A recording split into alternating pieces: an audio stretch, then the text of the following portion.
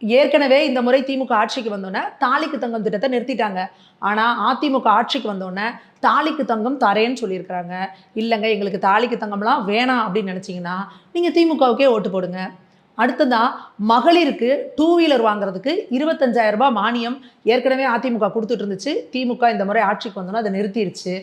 இத திருப்பி நீங்க எனக்கு அந்த பணம் வேண்டாம் அப்படின்னு நினைச்சீங்கன்னா, திமுகவுக்கே ஓட்டு போடுங்க. உங்க வீட்ல பையனோ, பொண்ணோ அரசு வேலைக்கு ட்ரை பண்ணிட்டு இருக்காங்களா? வருஷ கணக்குல உட்கார்ந்து முயற்சி பண்ணி, நான் கவர்ன்மென்ட் ஜாப் வாங்கியே தீருவேன்னு படிச்சுக்கிட்டு இருக்காங்களா? அப்ப நீங்க கட்டாயம் திமுகவுக்கு தான் ஓட்டு போடணும். ஏன்னா, கவர்ன்மென்ட் ஜாப் வேணும் அப்படின்னா 20,00,000, 30,00,000, 40,00,000, 50,00,000ன்னு வேலைக்கு தகுந்த மாரி ரேட் ஃபிக்ஸ் பண்ணிருவாங்க. நீங்க லஞ்சத்த குடுத்து ஈஸியா கவர்ன்மென்ட் வேலைக்கு போயிரலாம். காசு குடுக்க முடியலன்னா என்ன பண்றதுன்னு கேட்கிறீங்களா? ஏழைகள்லாம் திமுக ஆட்சியில எந்த கணக்குலயுமே சேர்த்துக்கப்படாதவங்க அப்படிங்கிறது தான் திமுகவோட சித்தாந்தமே.